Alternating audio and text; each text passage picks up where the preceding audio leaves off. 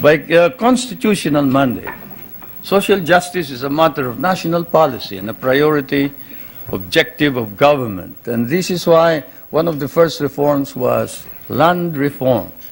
You know, when I proclaimed martial law, I didn't proclaim martial law alone.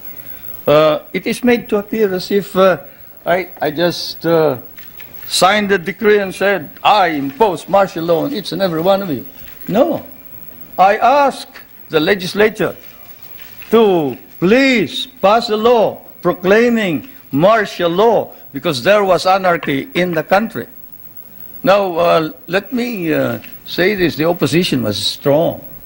And they were members of the Security Council, and somehow they had adopted a resolution which required that there be a unanimous vote for the armed forces to be able to move.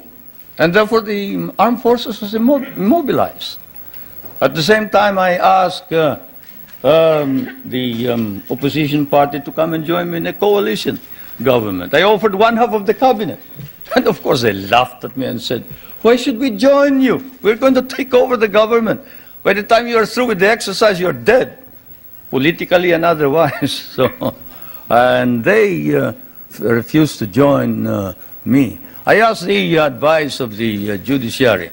I asked the Supreme Court justices, the Court of Appeals justices, and the members of the private sector. And all of them told me there's only one man who can proclaim martial law, and that is the president. And you are it. You are the only one who can proclaim martial law. This is why I must carry this particular mark in our history. I could not have transferred it to the legislature. Why? Because the legislature did not have the power. What does the Constitution provide? The President shall be the Commander-in-Chief of the Armed Forces of the Philippines, and he may order the armed forces out to quell any disorder, riot, rebellion, invasion, insurrection, and in case of invasion, insurrection, rebellion, or imminent danger thereof, when the public safety requires it, he may suspend the privilege of the writ of habeas corpus or proclaim martial law throughout the Philippines or any part thereof. What does that provision provide? It provides that only the President can proclaim martial law. I repeat, that is why I had to assume responsibility. And I am not one for shirking duty. The people said there was necessity for proclaiming martial law.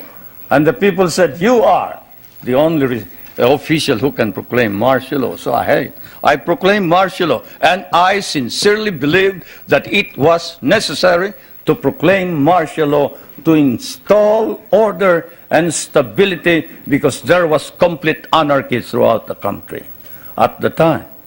Now, therefore, at that particular period, what was the status of our government? Our government was immobilized, impotent.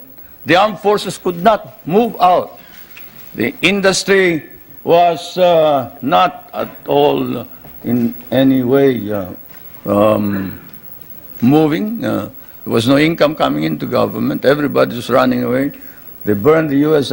Partly burned the U.S. Embassy, tried to burn it anyway. They tried to kidnap the American ambassador. American ambassador was Byroad, Ambassador Byroad. And they tried to kidnap our foreign minister, Romulo, whom you just saw today. And I told him, you better disappear because I will not ransom you.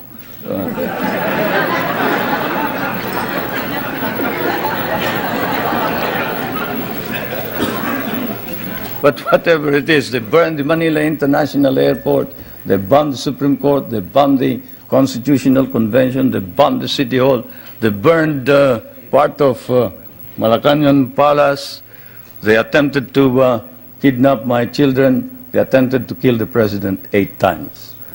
There was, of course, an attempted assassination against the First Lady. You all know about that.